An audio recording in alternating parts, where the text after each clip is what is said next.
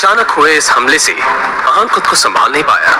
अपनी नाक पर पड़े बंधन से आहान ने निकलने की पूरी कोशिश की थी, मगर अंत में उसका शरीर ढीला होता गया और आहान बेहोश होकर जमीन पर गिर पड़ा। जाहिर था आहान को रुमाल में लगे क्लोरोफॉर्म की मदद से बेहोश किया गया था, और फिर जैसे ही वो बेहोश हुआ, उसके सामने दो चेहरे आकर खड़े हो गए। उनका नाम शौर्य और शगुन था। दोनों के चेहरे पर एक विजयी मुस्कान थी। तभी शगुन ने शौर्य से कहा,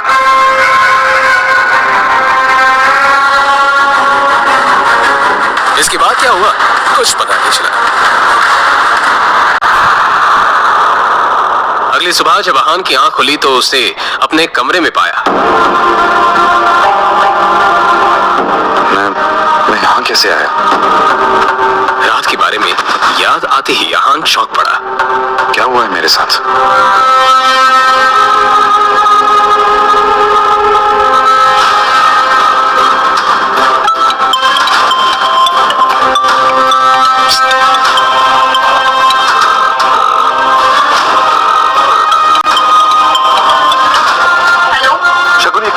कहाँ हो तुम? मैं जब मल्होत्रा के यहाँ पहुंचा तब वहां तुम नहीं थी, और फिर मुझे किसी ने बेहोश कर दिया और अब मैं अपने घर में उठाऊं। सच सच बताओ मेरे साथ क्या हुआ? क्या सस्ते नशे करने की आदत पड़ गई है क्या आपको जीजा जी? देखिए मैंने आपको कहीं नहीं बुलाया और मैं तो शहर से बाहर हुई। देखिए जीजा जी मैं बहुत बिजी हूँ, आपकी फिजूल की बातों के लिए मेरे पास बिल्कुल वक्त नहीं, ठीक है? फोन रखिए। इतना कहकर शगुन ने फोन काट दिया। तभी उसके मोबाइल पर शनाया का मैसेज आया। इस मैसेज को पढ़कर आहान ने एक लंबी सांस ली और फिर उसके मोबाइल पर विक्रम का फोन आया। फोन उठाते ही विक्रम ने कहा, अब आप अपना काम शुरू कर सकते हैं। फिलहाल आपके रहने के लिए रोजवुड स्प्रिंग में एक घर बुक कर दिया।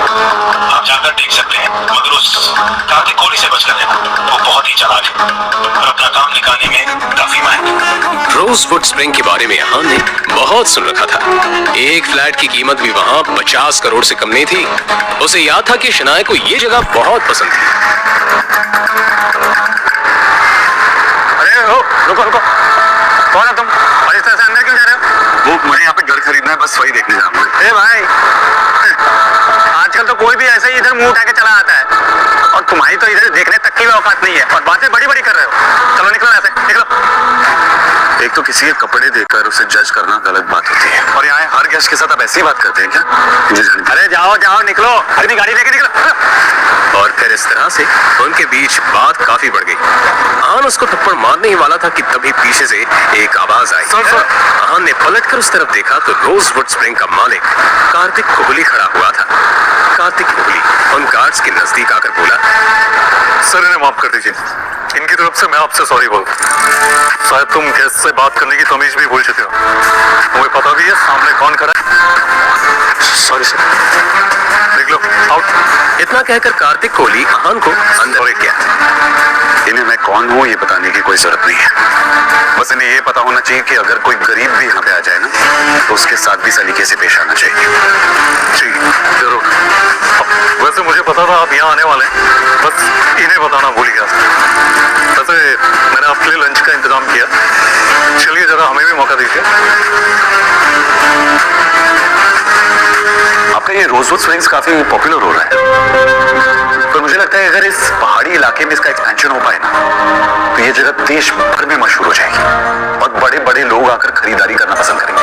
आप सही कह रहे हैं मिस्टर रहजादा, मगर क्या है कि इसके लिए बहुत सारे पैसों की जरूरत हो, जो फिलहाल तो मेरे पास नहीं है।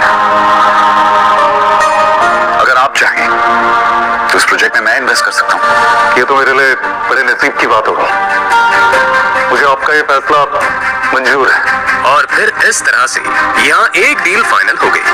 कार्तिक कोहली बहुत ही खुश था। तो ठीक है, मैं चलता हूँ।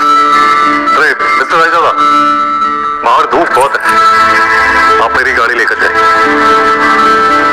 प्लीज।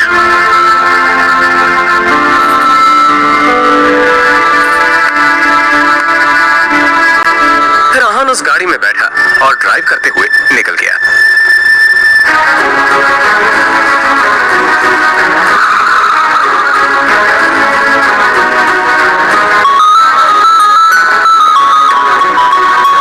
इधर आहान अब शनाया के ऑफिस के बाहर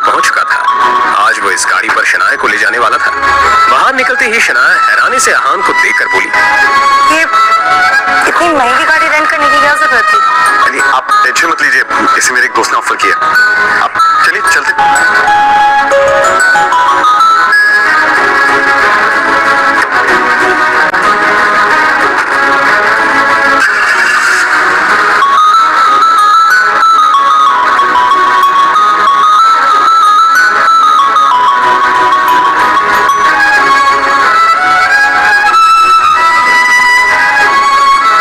उनके बीच अभी खामोशी ही थी जब अचानक ही अहान के मोबाइल पर कोई मैसेज आया। अहान ने एक हाथ उठाकर देखा तो शौर्य का मैसेज था। उस मैसेज को खोलते ही अहान का हाथ लड़खड़ा गया। क्या हुआ? कुछ शनाया ने घूरते हुए एक नजर अहान की तरफ देखा तो उसे कुछ अजीब लगा। अगर आपको कोई प्रॉब्लम है तो आप मुझे बता सकते हैं। शौर्य ने जो मैसेज भेजा था उसमें अहान के कई सारे फोटोज थे जिसमें अहान किसी लड़की के साथ बिना कपड़ों के नजर आ रहा था। दोनों उस तस्वीर में काफी ज्यादा इंटीमेट थे। तभी अहान को एक और मैसेज आया जिसमें लिखा हुआ था, तुम्हारी ये सारी तस्वीरें अब शनाया को मिलने वाली हैं, जल्दी घर पहुंच जाओ। ये मैसेज पढ़ते ही अहान की हालत खराब हो चुकी थी।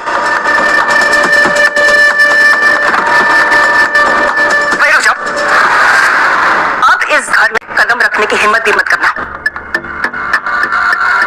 आज तक तुम सिर्फ एक धब्बा थे, आज कलंक बन चुके हो। हिम्मत कैसी हुई तुम्हारी मेरी बेटी को धोखा देने की? हाँ, ये सब झूठ है, मुझे नहीं पता ये क्या क्या कह रहे हैं। अपनी ये बकवास बंद करो। इन तस्वीरों को देखकर कौन विश्वास नहीं करेगा कि तुम हो?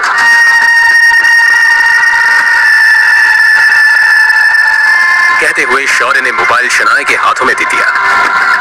शनाया हैरानी से सभी फोटो देखे जा रही थी। उसकी आंखों में आंसू आ चुके थे। एक नजर शनाया ने अहान की तरफ देखा तो अहान ने कहा, ये झूठ है, ये सब है ना हमारे रिश्ते को खत्म करने की कोशिश करें। मुझे नहीं पता कि ये तस्वीरें कहां से आई है, कैसे आई है, सब झूठ झूठ कह रहे हैं ये सब। अच्छा तो सच क्या है तुम ही बताओ ना। पैसे के लालच के लिए तुमने शादी तो करी, लेकिन तुम्हारे अंदर की हवस की आग अब भी जिंदा है। और हाँ, तुम कौन से रिश्ते की बात कर रहे थे? वो जो अब तक बना ही नहीं। शनाया आंखों में आंसू लिए सभी के चेहरे की तरफ देखे जा रही। शनाया, सामने डिवोर्स पेपर्स रखे हैं,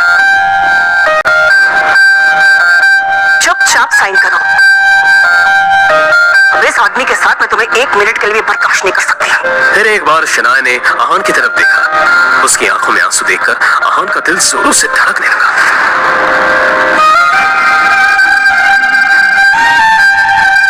शनाया भारी कदम से उस टेबल की तरफ बढ़ रही थी जहां पर डिवोर्स पेपर रखा हुआ था। ये देखकर अहान का दिल जोरों से धड़कने लगा।